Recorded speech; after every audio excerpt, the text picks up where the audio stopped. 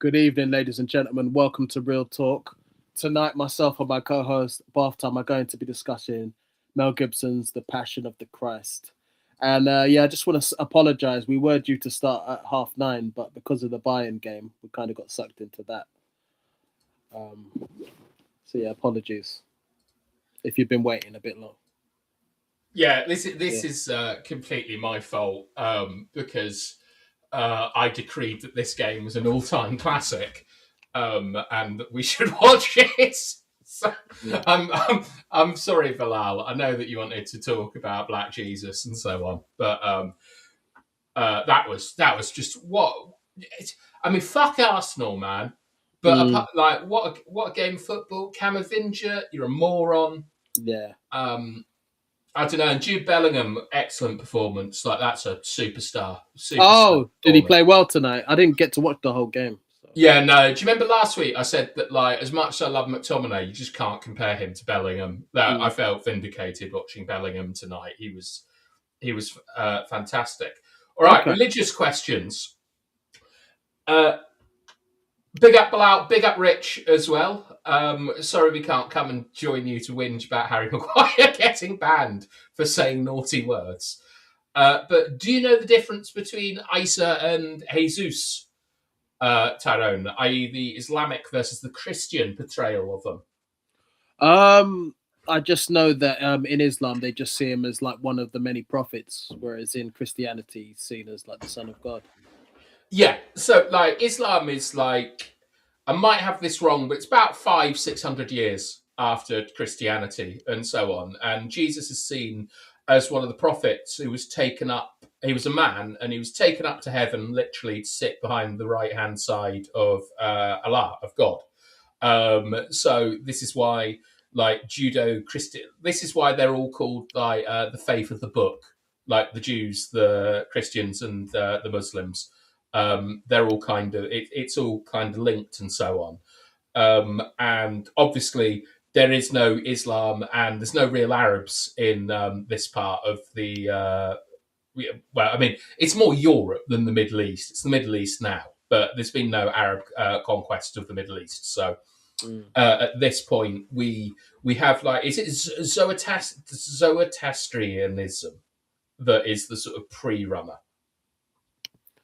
I'm not very good at multitasking. And to be fair, after playing football, I did collide with another player. It's like a bone injury. I should be all right. It's my shin.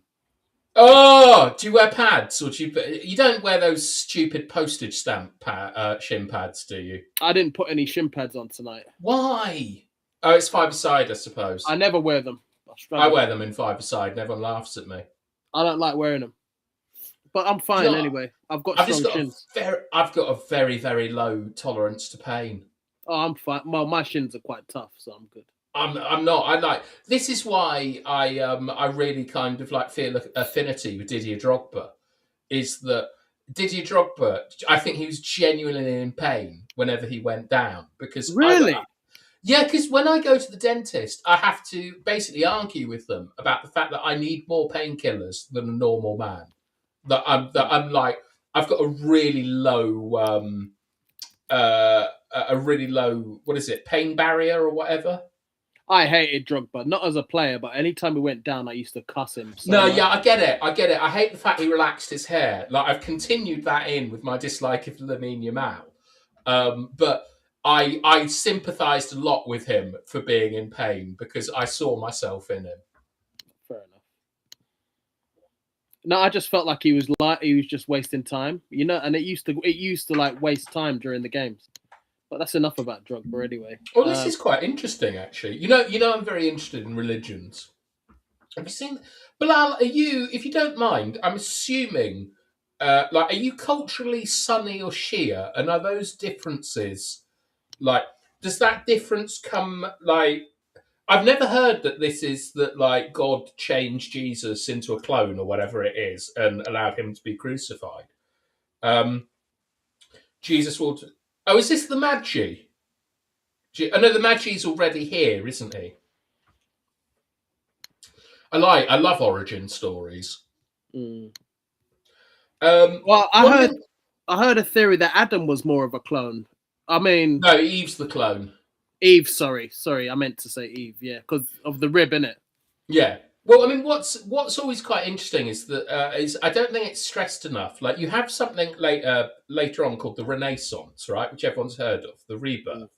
Mm, mm, And the rebirth is like it's often called the defanging of Christianity because it's about the phrase that Adam was made in the image of God, and it's about celebrating humanity, like humans, over God, which is why it's so like they're so into their anatomy and things like David's Michelangelo and things like that. It was a sort of like it's seen as this kind of almost like a psyop that where they change.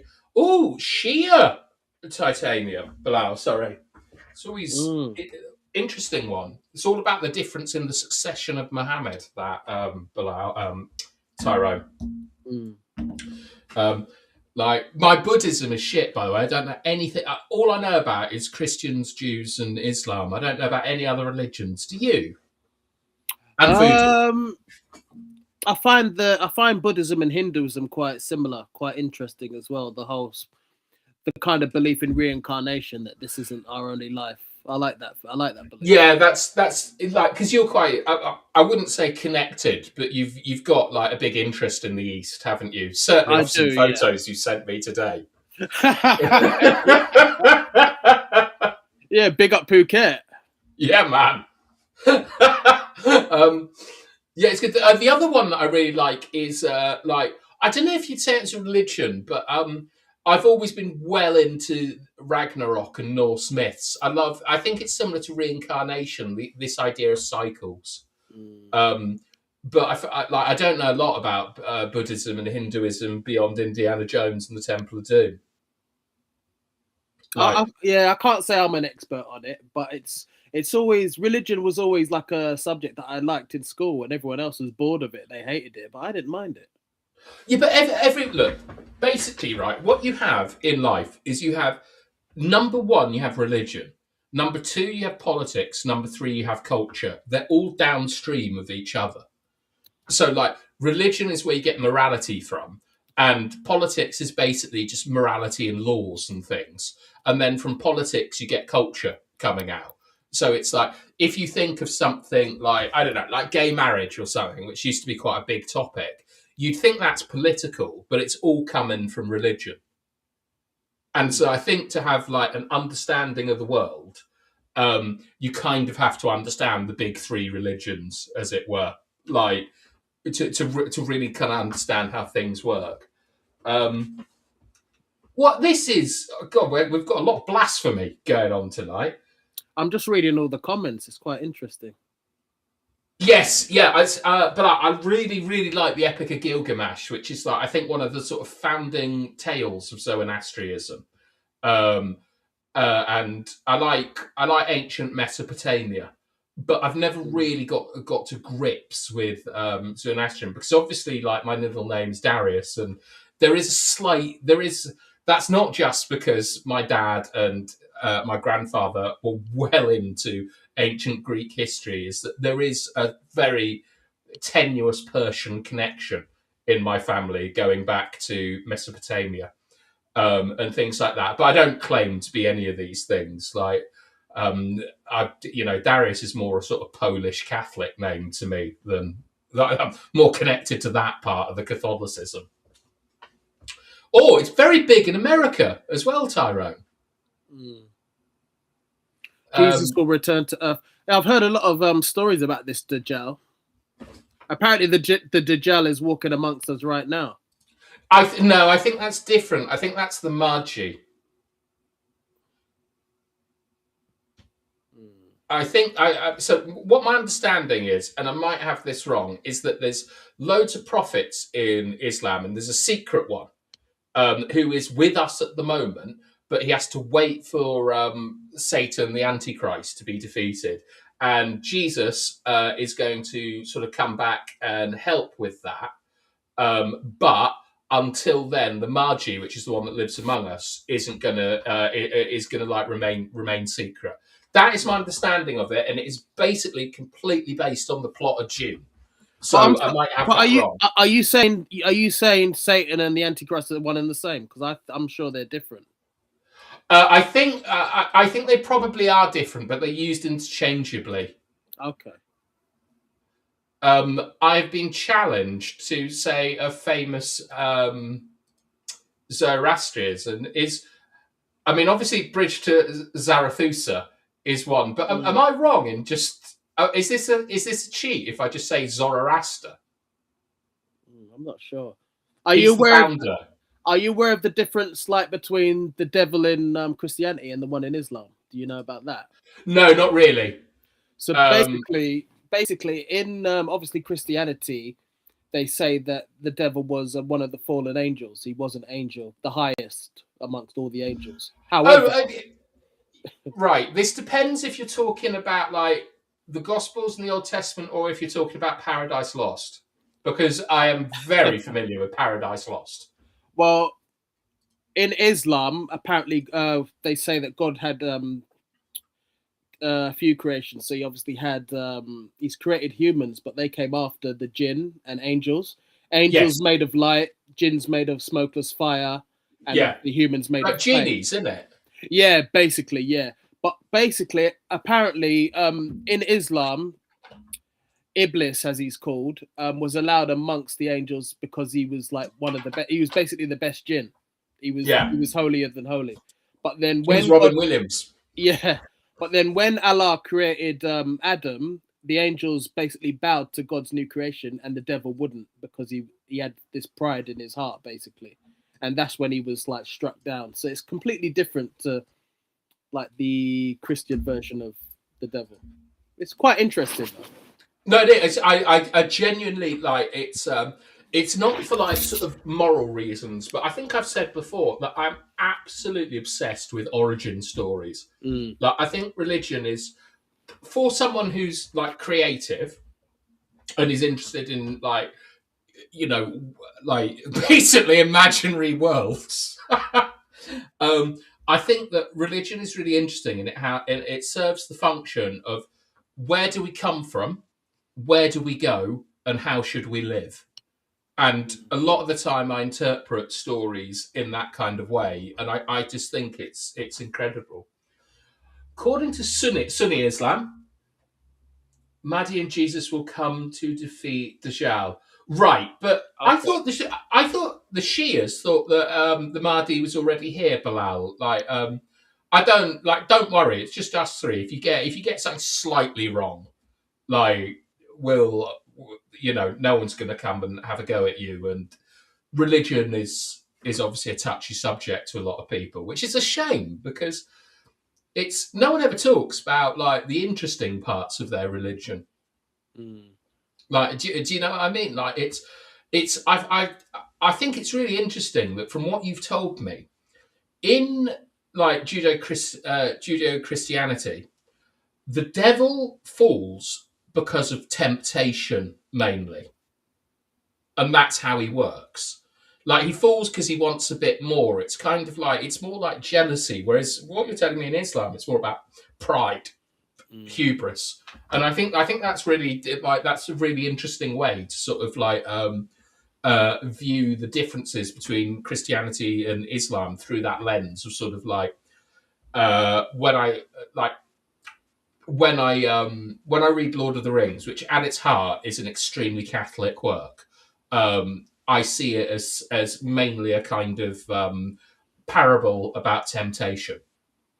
Well, in Islam, the devil basically says, "I'm going to mislead man. That's my purpose, to mislead man and turn him away from you." Yeah, well, that's both of them, isn't it? Is that he's the deceiver? It's just the motivation for because the idea. So what I mean is right is that the fall of the devil. It was a famous British singer from Kula Shaker. It is the fall of the devil basically should show the worst aspect of man to me. That's its kind of metaphorical significance.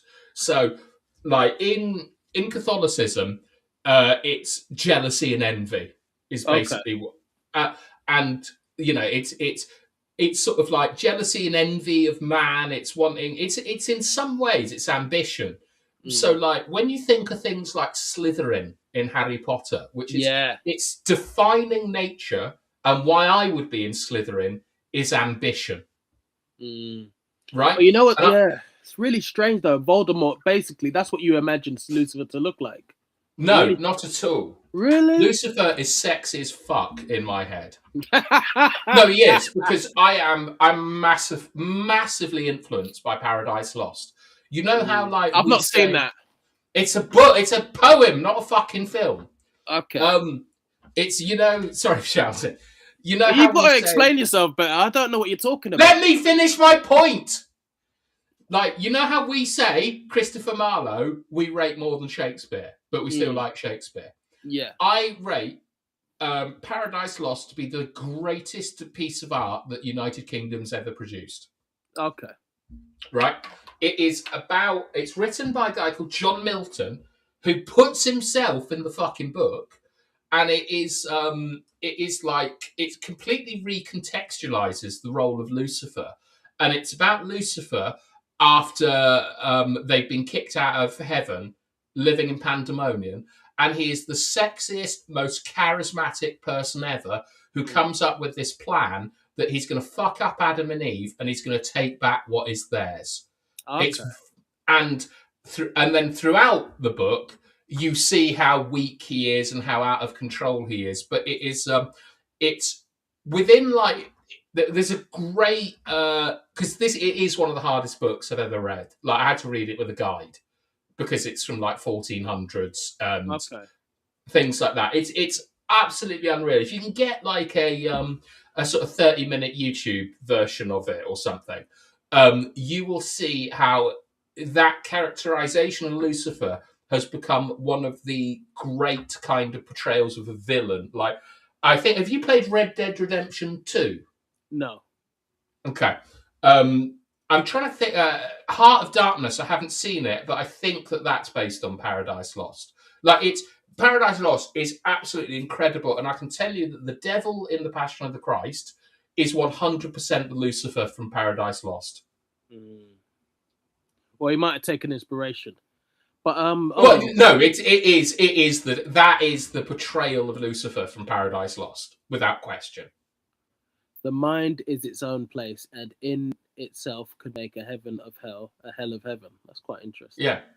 Oh, you're looking at quotes from it? Yeah, well, that's meant to be better to rule in hell than serve in heaven, my friend. That's interesting. I'll have to read that.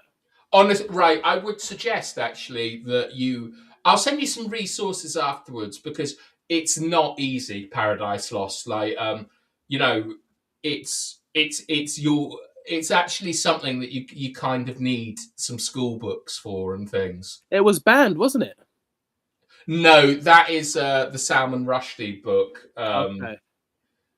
which wasn't banned. It was banned in Iran, obviously, and more Islamic countries. But that is cool. I can't remember what that's called. That's called The Satanic Verses, and it's based on parts of the Quran that Bilal, I'm sure, can tell us. But I think that they're meant to have been written by the devil, is one interpretation of it. Both Islamic sects believe the Mahdi shows up on Judgment Day. Sunnis don't know who he is, while Shia believe it's someone from a line of prophetic blood. Okay, and that ties into the succession of Muhammad, like who's going to be the leader of Islam, as it was. This was a brutal film. Should we talk about the film now? Yeah, well, that'd be nice. All right. Yeah, basically, give me an overview of what you thought of it. Did you enjoy it? It's difficult to say if I enjoyed it or not. It is an extremely good, well-made film. Did I enjoy it? Well, that's probably the wrong thing. I mean, did you know what I mean? A good film? It's a really tough film, but it's meant to be a tough film. Overall, I think it's fantastic for what it is. I thought it was really. I struggled with it. It's the torture. It's interesting because because you're, I don't know, you're like you're sort of like London Christian, aren't you? You're not a real Catholic. I'm nothing. I'm not tied to any religions. Yeah. Well, I was raised Catholic. I wouldn't say that I was a believer, but I do believe that Jesus existed. Okay. Do you know what I mean? I think he's a real person. And in sort of Sunday school and at mass and things, we used to hear about the Passion of the Christ all the time, how Jesus died for our sins and so on.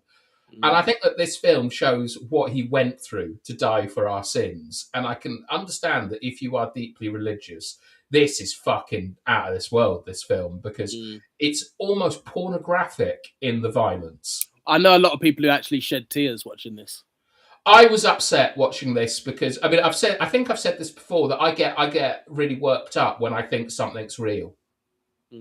So like even in Titanic, when people are like bouncing off propellers, it upsets me because it actually happened. And I believe that even if this might not have happened to Jesus, this was done to people, and it's horrible. And yeah, I understand that kind of it's cathartic. It's like so much pain and things, and you see how he's transformed, like physically throughout this film. It is like even his eye getting like redder and redder and things as the blood vessels burst. It's difficult.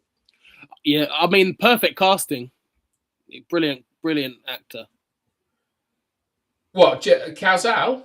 Yeah. I thought he done a really good job. I thought he was amazing. I mean, like a lot of the time you sort of wonder. I know, I mean, Jesus is definitely described repeatedly in the Bible as blonde hair, blue eyes, and stuff like that. And I remember thinking, "Ooh, getting an American in, is this just, is this like when they put fucking like Christian Bale as Moses?" Like, like these. I think for real historical people, you shouldn't be messing with them too much, to be honest. Like, but he's incredible. That's my Jesus. I love the opening shot where you see the moon, and it's got this like, I don't know, it was just such a really dark shot, and I remember watching it thinking, wow, this is going to be so interesting. It was proper Poland filter, wasn't it? It was, yeah. And then obviously the last shot you see is of the moon, and then obviously you see it coming to the bit where you've got like these people offering silver to Judas Iscariot. And honestly, I've never hated an actor more. I have. Yeah, but the way he's like on the ground looking at the silver, I'm thinking, you slimy piece of shit. I am fascinated by the character of Judas and the question of free will. Like, because I don't know, like free will is obviously a big thing in like Catholicism and Christianity. Bilal, I'm sure you can tell us if I suspect it's a huge thing in Islam as well. It's like, it's kind of the question about religion is how much free will do you have? And for me, I don't know if Judas has free will. He has to betray Jesus for he's the most important part of the crucifixion story. And it's almost like it's preordained back to, so in like what I was taught is that Jesus literally died for the sins, in particular original sin, which is the eating of the apple of knowledge in the Garden of Eden. Right? Which is quite good, because do you remember that bit where he stamps on the snake? But did Judas have free will? Can it happen without Judas's betrayal? That's a really good question, because the way things turn out, you think it was all part of God's plan. But this is the thing. He does have free will, but God knows he's going to betray Jesus. That's what makes more sense. They knew it's meant to happen. He was always going to betray him. He was always going to have. He says to them when they're all eating on the last meal, he says, one of you are going to betray me. So he knows. Yeah, it's so this is what a lot of scholars say, is that it's preordained that one of the disciples is going to betray Jesus, and they're all going to be tempted, and one will give in, and that's where the free will aspect is. But I don't think that it is free will. I've always because in you've heard of, like, I know this isn't like gospel as it were, but like the Divine Comedy. Like the the biggest circle of hell is reserved for the betrayers, and it is Judas, Brutus, and I've forgotten who Brutus's mate was. Was it Cassius that killed Julius Caesar at the Ides of March?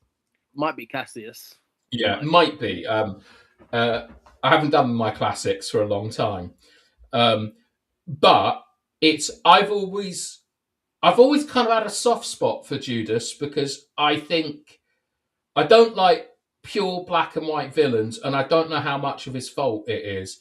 And I was intrigued how Mel Gibson was going to handle some aspects of this film. Like I think, like yeah, you can see there. Bilal says, "I'm surprised it was in Aramaic." Yeah, but this is the thing. This is why Mel It's Gibson. a I wish he did lot is in more. Latin. A lot of Yeah. that film is in Latin, and Mm. I've, it's when I was like learning Latin, we used to have to look up, believe it or not, one of the only places to hear Latin outside of church was in Finland on the fishing broadcast because Finnish is like the hardest language in the world to learn, so they used to do it in Latin. And when I was watching it, I would suddenly like hear Latin, and I'd be with it. Like I'd understand what they were saying, and it was quite thrilling for me. But I think I mentioned this last week. I just want to say it again, in case because you never know, this could blow up in Christian YouTube. But one thing that I think is really interesting is that Mel Gibson's father moved him to Australia. He's originally from America. He got moved to Australia because they stopped doing the mass in Latin in Okay. America, and I was quite surprised. I'm not surprised by it, but I think it's probably of real importance to Mel Gibson because we've seen it in Apocalypto as well, that it's done in the original language, and I actually really respect that. I think, So do I. yeah, I'll be honest with you. If this film had been, English, American English actors speak, I wouldn't have taken it as seriously. You take the film a lot more seriously when it's in the language it's supposed to be in. So yeah, that's yeah. that's that's one of the things that makes the film stand out to me amongst most.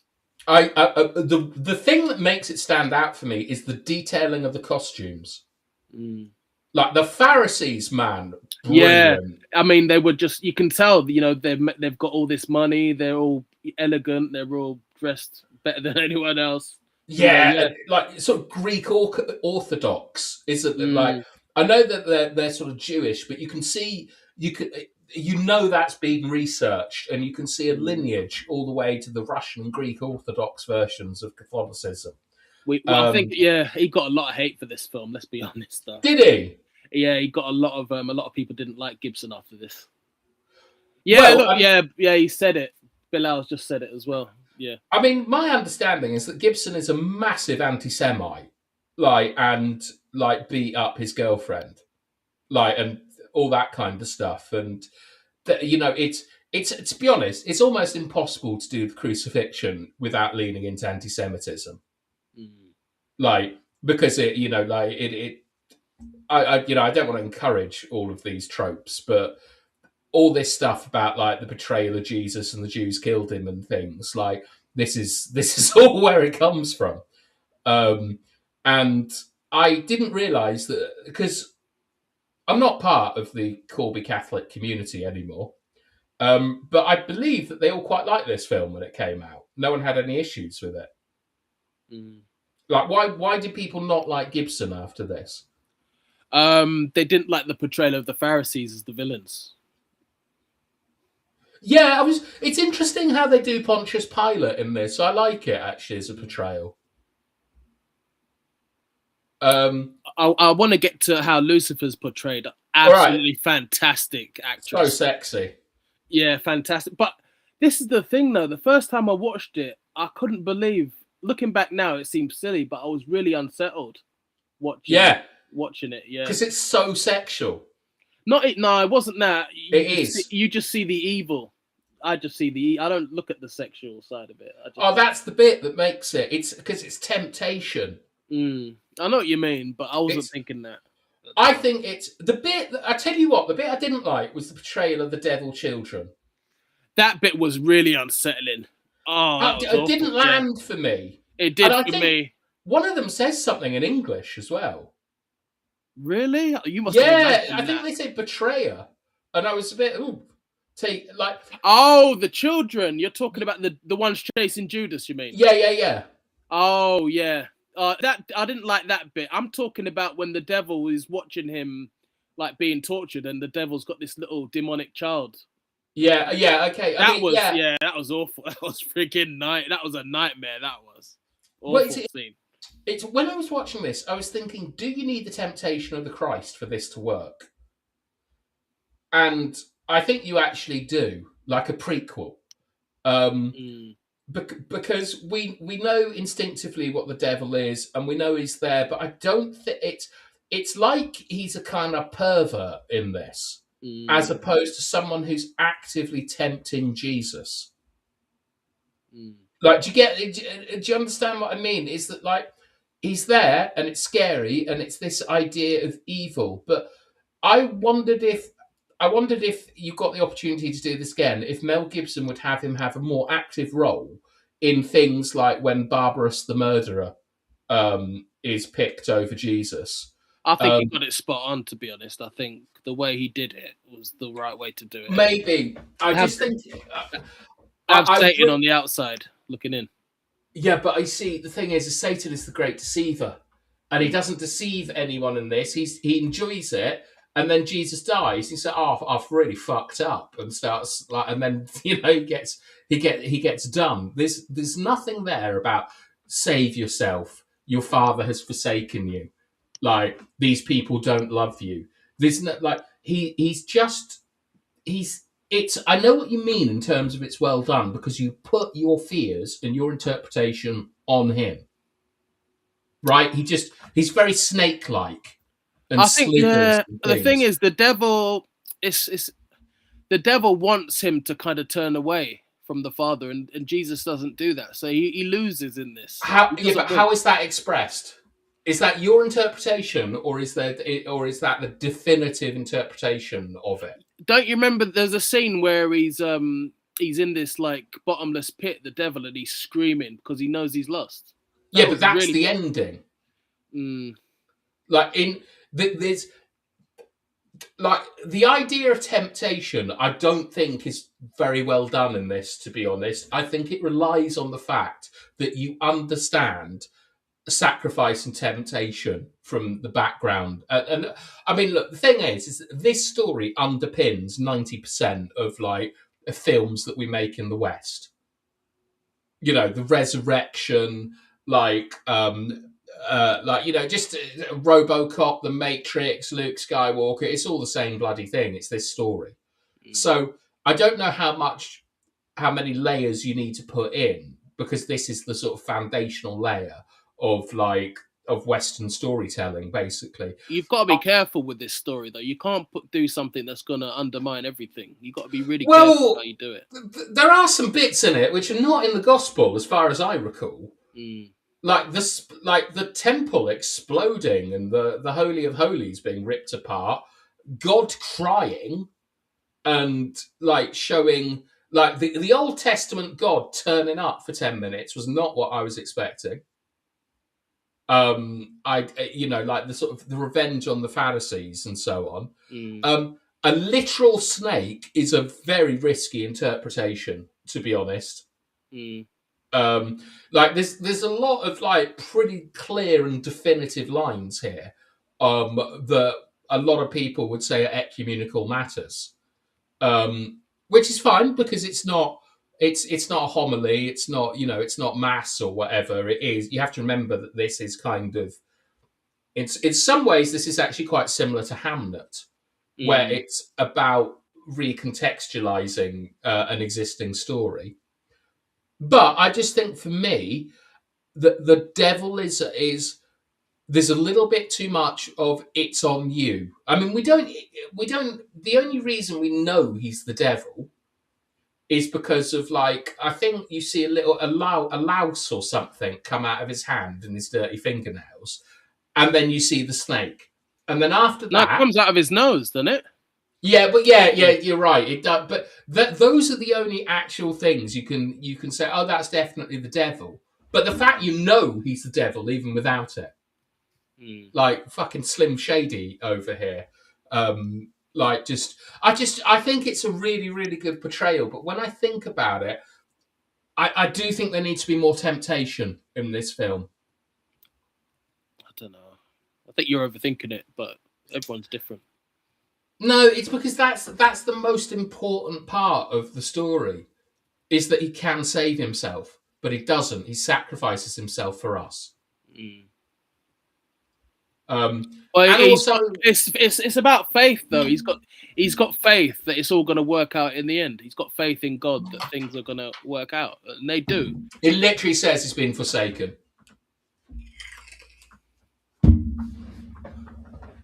Like on the cross, he literally says, you know, Father, why have you forsaken me? You're allowed to ask the question. Yeah, but that is he's kind getting. of. I mean, let's be honest. Let's be honest. He's on the cross. I mean, I've never seen a torturous film like this. It's fucking unbelievable. The whipping scene, man. God is not gonna punish him in the afterlife for asking that question after he's been beaten like that. He got beaten like a dog in this film. It's shocking. What I love is, I mean, I found it quite interesting. Like, do you know Simon of Cyrene? No, no, I don't. Simon of Cyrene is the bloke who helps carry the cross. Okay. And like, you know, Barbarous, the murderer who gets set free. Yeah. I didn't like Barbarous's portrayal, to be honest. That was a bit too cartoony for me. That's one thing I will agree with you. There could have been more. The characters could have been more interesting for the thief. Well, I think Cyrene is interesting, but yeah, the two guys on the cross with him, who I would be I'd be burnt at the stake for forgetting their names. I went to Sunday school for like 8 years. I can't remember what they were called. But they're kind of like bit characters, as it were, where like Thomas of Cyrene seems to be one of the most important roles in it, which surprised me. But I do think that one massive issue that they have, as silly as this sounds, is The Life of Brian, which I don't know if you've ever seen that. No. It's a Monty Python film about where Brian gets executed instead of Jesus. And there's a very, very famous scene. I don't think it's that good, I've got to be honest. There's a very, very famous scene where Pontius Pilate has a lisp, and so the crowd basically get Barbarous, who's called Biggest Dickus, freed because they think it's funny the way he says it, and there's a lot of cool response. It's very famous, and I felt that this scene, which is like where a lot of anti-Semitism starts, it's called the Decision of the Jews or something.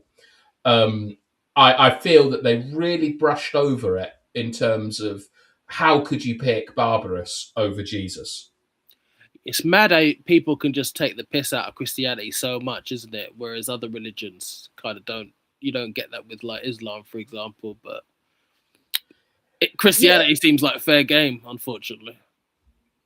It does. It's not. I often think that these things are slightly more overblown. Like Christianity is at the heart of liberal democracy.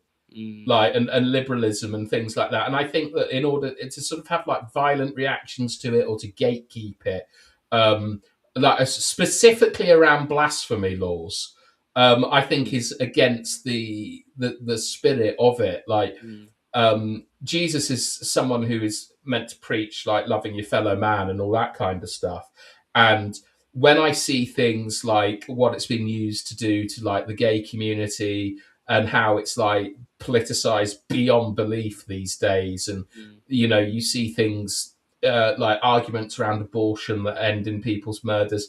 These are not Christian values to me, or certainly not Catholic values. And it is about loving and tolerating thy neighbour. No, I agree with that. It's just maybe it's just because I just don't find that kind of stuff funny, I guess. But yeah, I know what you mean.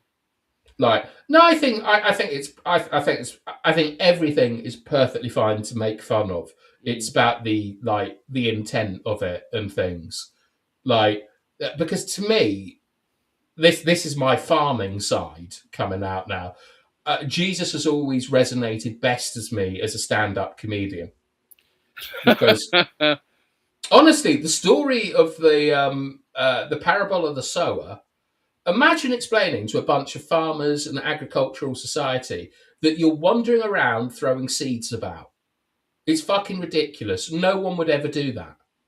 Mm. So it's a funny story that has that has a message in it, and that's always how I've sort of seen Jesus as a stand-up comedian who.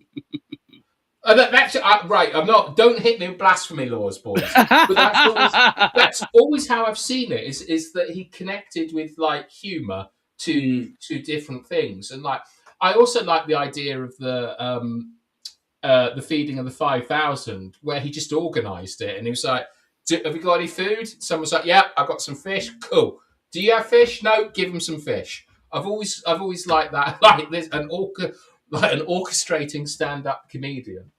Um, You know but what? I'll be honest with you, right? You see, Mel Gibson, I thought he'd done such a good job on this film. If I had an unlimited budget, I'd give it. If I had all the money, I'd give him money to do more religious films. I'd have him well, do you know like he is.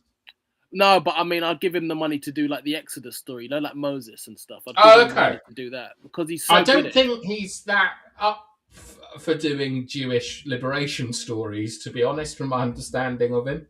Mm. You've heard what he said, yeah?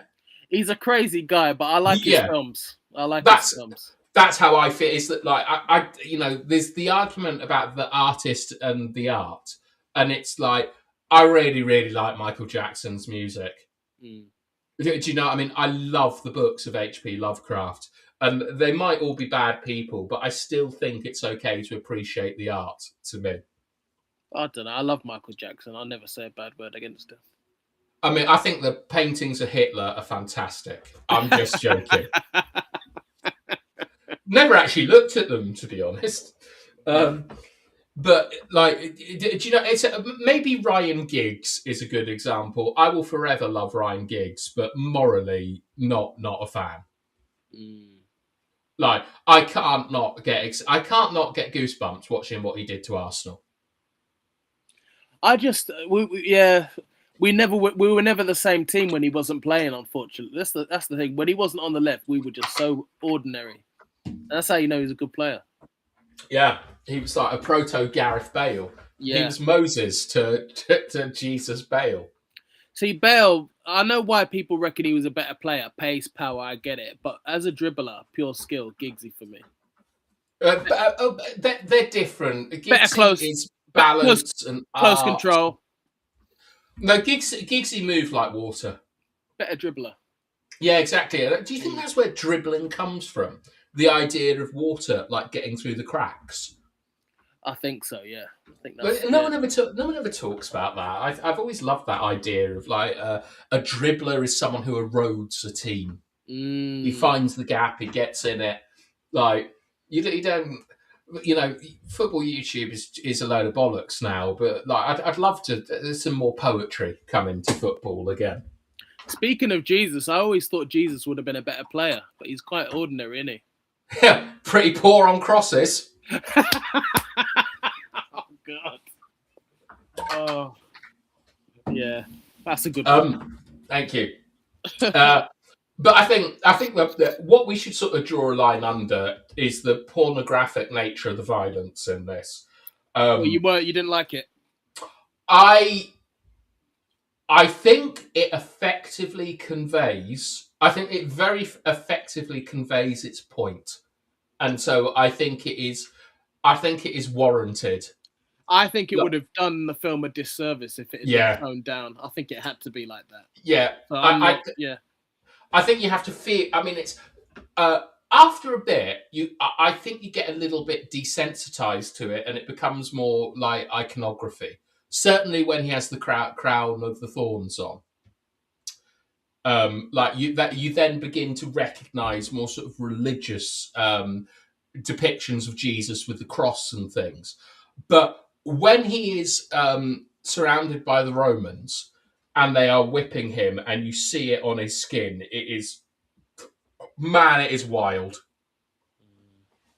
It is. It's some. I'm worried it's going to be something that lives with me for a while. But the whole point is the amount of suffering and pain that Jesus went through to save us from our sins. So I think it's completely warranted, and I think you're right that it does it because it's. I don't even know if I class this as a film. It's very similar to A Space Oddity 2001 for me. There's Mm, something more poem like about this. mm, It's do you know what I mean? Like if this came out, and imagine a world without religion, and this film came out, you'd be like, "What the fuck is this rubbish? Like, this is just over mm, the top." mm, It's you need that kind of mythology behind it. So I don't think it's gratuitous. I don't. When I say pornographic, it's because it is a kind of like torture porn, as it were. But that's probably unfair to classify this film the same way you'd classify Saw or Hostel or something mm. like that, which is just torture porn. This is like I don't know how you describe this. It is cathartic. Is genuinely the Quite best word realistic. for Quite realistic. Well, it. It yeah, it needs to felt be. real. Yeah. It needs to be. You can't have it like Rocky. Mm, Like because Rocky is the story of Jesus in a lot of ways. It's about the resurrection. It's about getting beaten up and then, like Tyson Fury, getting up and delivering the knockout blow. It's a form of resurrection, but it can be like cartoonish. This is the resurrection. It can't. It you have to see the immense suffering, and then I think it makes such a difference where you see Jesus reborn perfectly, not a bruise on him. It's different to like the violence is different to something like Gladiator, where we know that gladiators existed and fought in the Colosseum and were killed and stuff. But yeah, I don't know. You watch Gladiator and it was done in such a different way. It Yeah, doesn't feel the same, even though it's just equally as violent. But yeah. It's because it's suffering. I think is probably the difference here. Like in Gladiator, a lot of the injuries. I'm thinking in particular the one where they put maggots in his. He has a tattoo SPQR, and yeah, it's meant to symbolise the corruption of Rome yeah, and things like this. This isn't about symbolism. This is about showing raw suffering, mm, and it would be like if you were doing a film about African American slaves getting whipped. I think you would probably try and do it justice. Would try and do something similar, wouldn't you? Show the barbarity, the savageness, and the pain of what's happening in this moment. mm, So but whereas when you do like The Thing, or I tell you what, Samuel L. Jackson, I think, is a brilliant actor, except for one thing: is him doing himself in pain. mm. It's always so cartoonish when he does it. Yeah, Like, and this isn't cartoonish. It's like hyper realism, and it's like the wailing of the women as well. I mean, the Romans. I know they're not Italians at the time, but they're so fucking Italian in this. It's incredible. I think the only thing that annoyed me about the film, and I know there's nothing you can do because it's like they're following scripture and stuff, but it's just how helpless everyone is. No one can save him. He's on his own, basically. Like Yeah, and no one. Yeah, that's what I didn't like. But that you was there see, was there that's nobody that stood for him? Was like he's got 12 disciples. Didn't anyone want to die for him? Like, oh, we'll go down with you. well, actually, right. So I'm going to say something about the start of the film, which took me out of it again. Is right? So the blue filter, I thought was just a bit too much, to be honest. I don't know. Um, I didn't mind it, but yeah. No, it's fine, but it's like it just was. I think that I wondered if the color grading on the Blu-ray I watched it on might have been a bit too aggressive. No, it was Like, like that. It's like that on every version. all right, but I think it's Peter who. Did anyone notice that his name was actually Keith? They kept calling him Keith instead of Peter, which I liked quite a lot. Mm, But I felt he was a bit too kung fu hero at the start. mm, Like he's knocking men up. mm, Um, but after that, you're right. There's this idea of helplessness where I think the story is more powerful if he could have been saved. mm. Do you know what I mean? Like if Yeah. because Pontius Pilate is always in the same way that I'm fascinated by Judas, I'm also fascinated by Pontius Pilate because he is a administrator, and he thinks that everyone around him are savages, and that this is an outpost of the Roman Empire, and he is here to kind of civilize these people, right? Which which is just a very common sort of Roman thing. Like they have no idea about trade or discipline or how you act. By the way, we'll get to the depiction of Herod, which was a bit crazy to me. But it's the idea that he doesn't want to do what's right, even though he knows what is right and obeys the will of the people to keep the status quo going, is always something that interests me. Like he's the most sympathetic villain, I think, in the whole film, because he's the only one with the power to kind of stop this. He understands what the Pharisees are, that they're a cult of like absolutely out of control lunatics who hold too much power. Yeah. Like, and corrupt and so on. Like, it's like the real power to stop it is concentrated in him. I also felt that Barbarus should have reacted with a bit more piety instead of like grabbing his cock and screaming and celebrating like it's like depicted like a pirate from Tortuga. I didn't like that at all. But it's like it's sort of like, you're right, it's portrayed as, in particular, like Simon of Cyrene is like he's like one of these kind of bit part figures in the gospel, where a lot of the interpretation is kind of like, he's like, what would you do in that situation?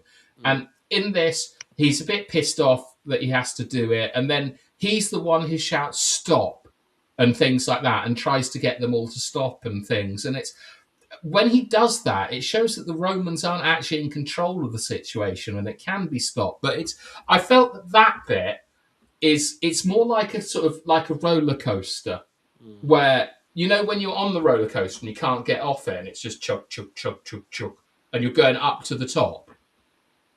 That's how it was. That's how I felt it was portrayed. Like there was no moment where you feel that someone makes a decision not to stop this, and that was something that I didn't like.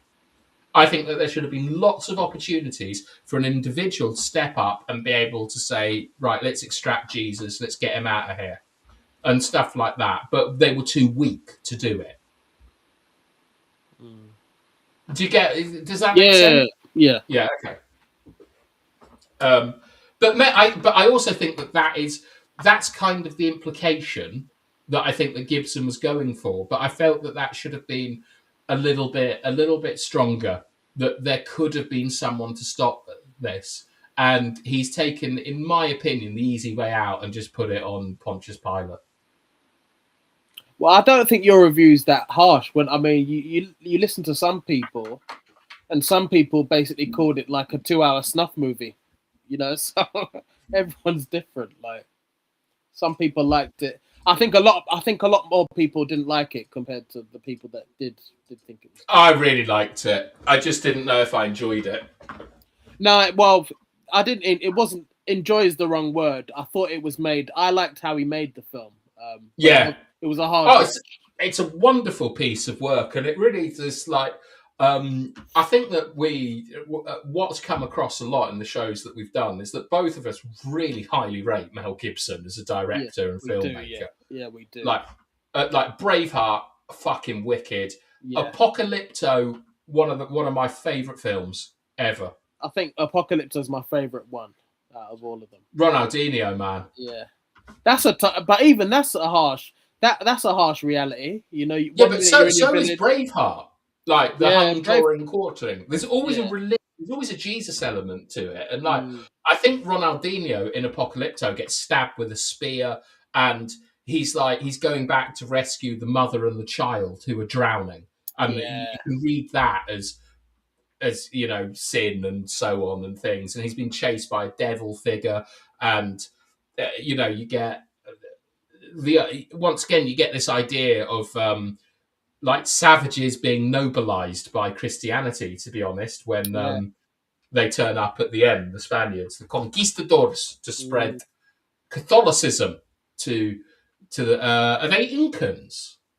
It's Cortes. Yes, they're Incans.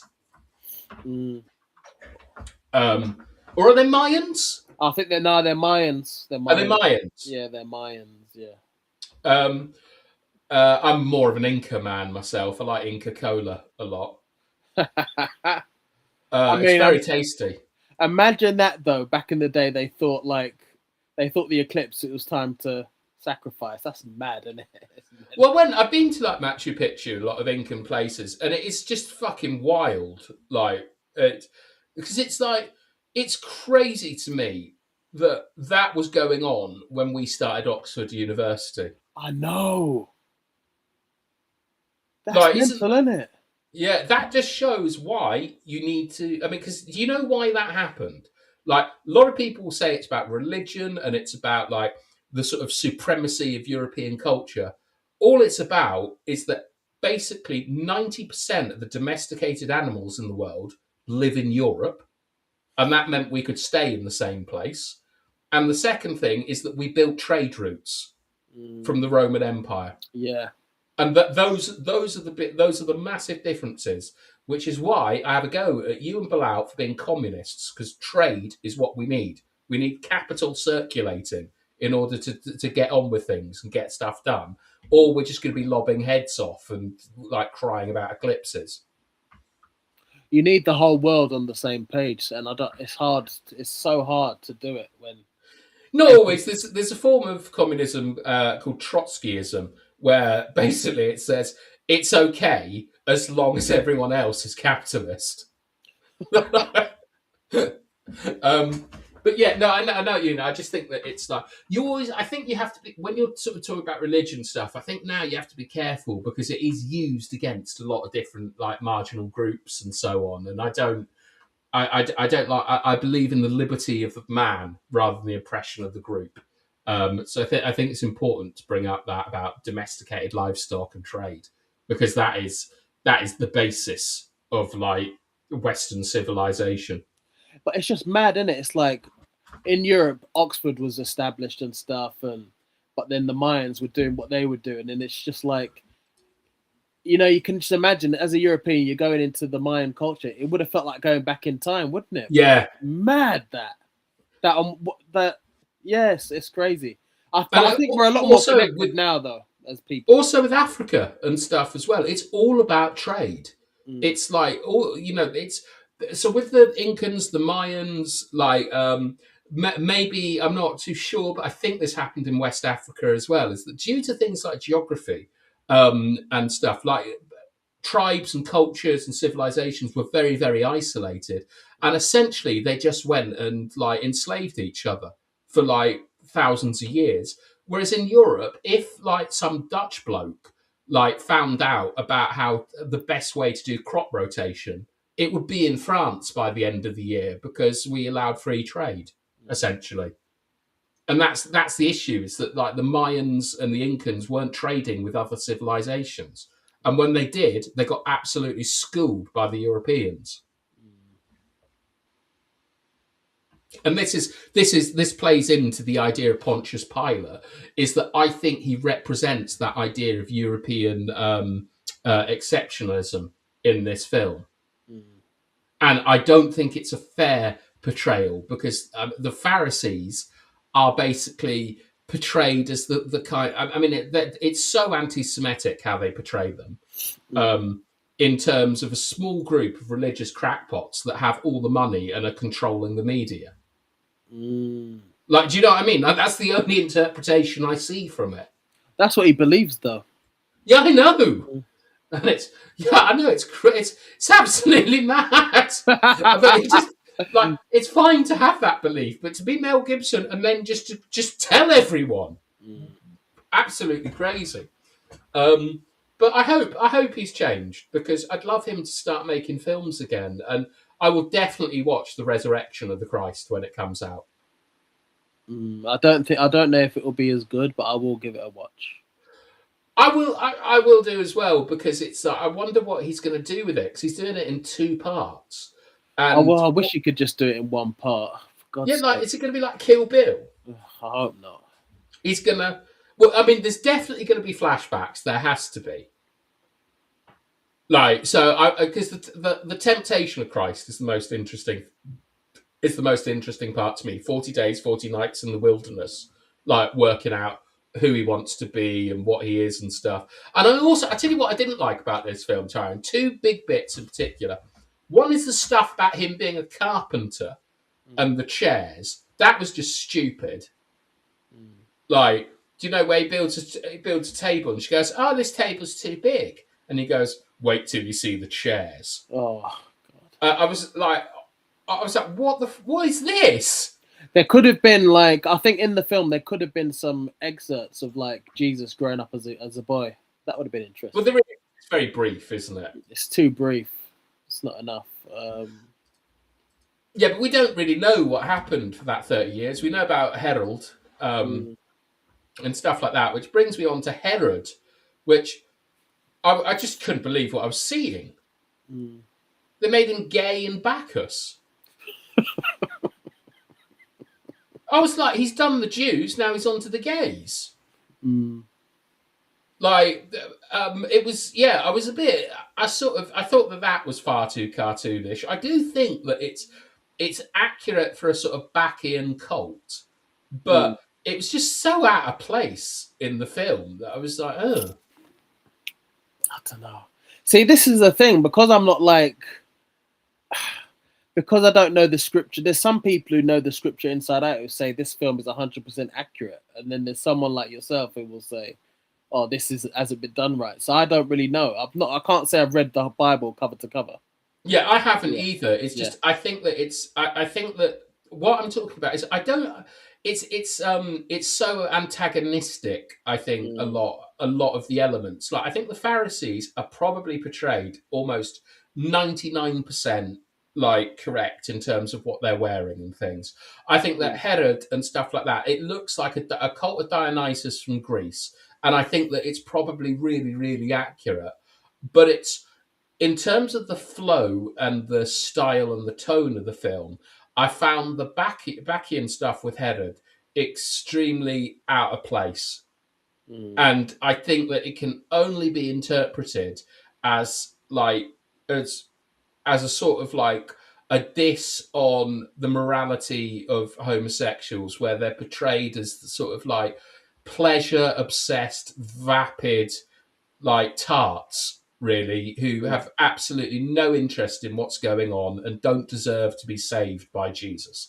In the same way that the Pharisees are portrayed as corrupt, media controlling, like Jews, basically, and they don't deserve to be saved either. That's where like that's where two of my issues come from the film, is that I feel there's the Italians as well get it, like, but not as bad. The Italians are like the Romans in this case are much better done because some of them are sympathetic and some of them aren't, and you do get just one sympathetic Jew in the film, like Pharisee at the start. You know, the one who gets kicked out.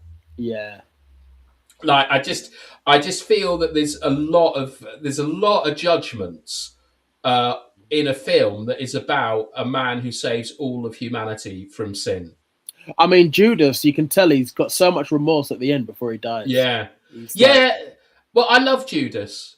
Like, I'm like Jesus. I love him. I just think that Judas is the most fascinating character in the Bible. And did you know that silver bullets kill vampires and werewolves because of the betrayal of Judas? I didn't know that was the link. That's the link. Like, it's a weird one, isn't it? That it's a cursed metal, silver. Oh, makes sense. Because it was 30 pieces of silver.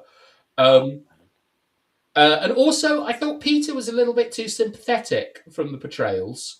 Like, he's sort of seen as a bit of a coward who has to atone himself. Yeah, he seems, he does. And he's like, it takes him a lot. Yeah, he does betray Jesus. Not in the same way Judas does, but he kind of like... Yeah, but I don't think it's harsh enough, the portrayal, because from like the blood and thunder that I used to hear from the pulpit is that like Peter basically spent his life redeeming himself for the events around the Last Supper. You know, like he became God's vicar on earth and started up the Vatican and things to atone for the lack of action that he took. He And doesn't maybe do that's fuck all, where does he? that's where the direction of the sequel, the Resurrection, will go. He doesn't do anything. He's just he is. He's a bit of a I'm gonna be real. He's a bit of a pussy hole in this. Yeah, but they're hippies. Mm. The disciples. They're peace and love, because when Jesus was like, do you know, like the Pharisees bring up the Messiah and how this is David. Mm. David obviously is your man from like David and Goliath and stuff, and he was a warrior, and he came and he beat the shit out of everyone, and he was like a kind of like Alexander the Great figure, like more of a warlord than anything. Mm. When Jesus came back as the second coming, as it were, people were expecting a warrior, and Yeah. instead they got a stand-up comedian, in my opinion. And the disciples are all equally sort of woke and weak and effeminate in a lot of ways. So it's like it all plays in quite well for me that there's no one there who takes any kind of real action, Mm. as it were. Like it makes sense, which is why I found like Peter at the start, like beating up a couple of Romans and then acting like Peter afterwards, to just be a bit weird. Mm. Like, because it's an interpretation of the same story, and it's always going to be interpretation. But there's a lot of stuff in this, like the surrounding parts of it, like, you know, Simon of Cyrene, Barbarus, Peter, like Pontius Pilate. The depictions, I feel, are where sometimes there's parts that I don't like. Like, I don't like the Pharisees being a stand-in for like Hollywood Jews, and I don't like the Herod being a stand-in for Hollywood gays, like, and degeneracy and things. Like, I think that's a bit too much of Mel Gibson in it. So what are you giving it then? 6 out of 10? No, I think I'm going to give it 8.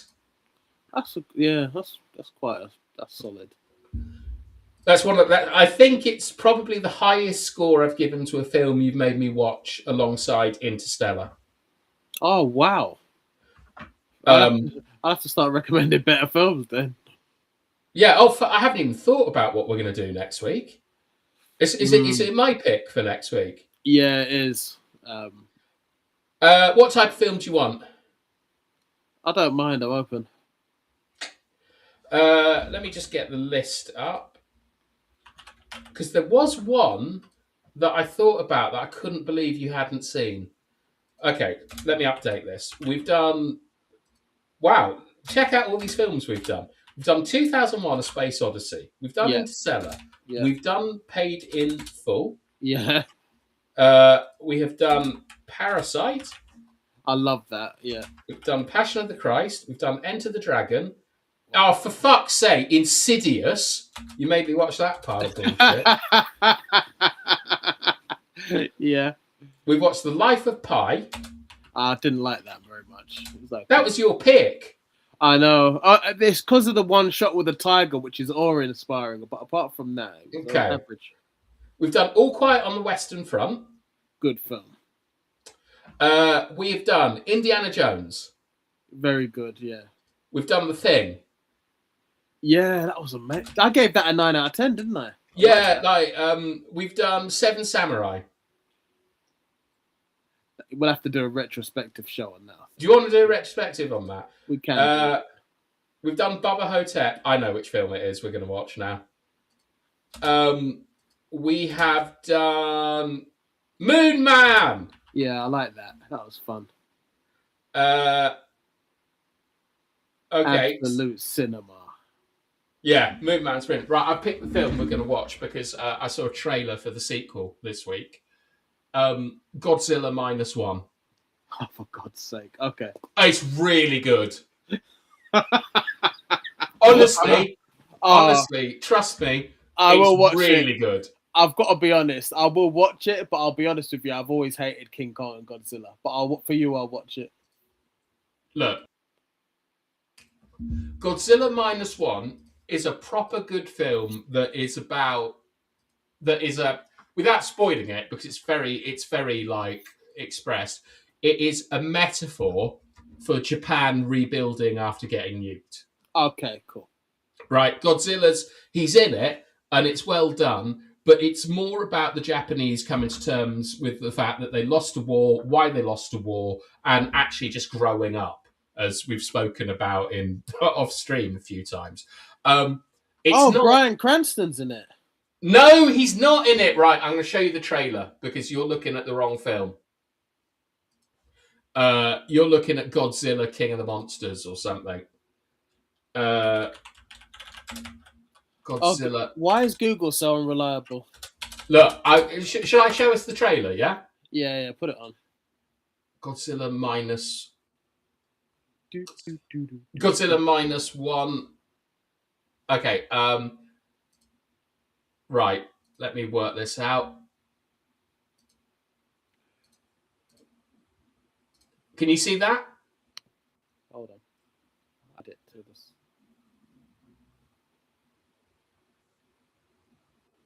I can see it now. All right. Tell me if it's got sound. Yeah, it does. Yeah. な死んださ。この辺りはぐるっと火に囲まれたんだ。生きて帰ってこいってそう言いましたよね。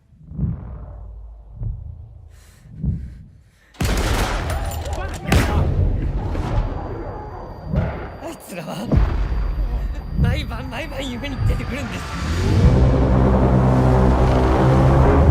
早くこっちに来いって。引島！俺の戦争が終わってないんです。今度の戦いは死ぬための戦いじゃない。未来を生きるための戦いなんです。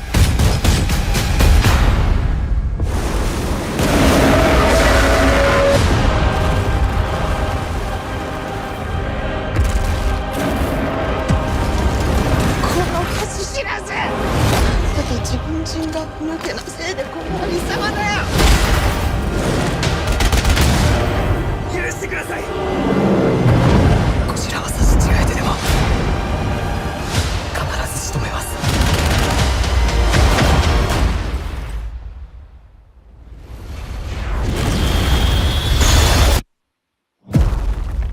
ゴジラマイナス1。Looks good.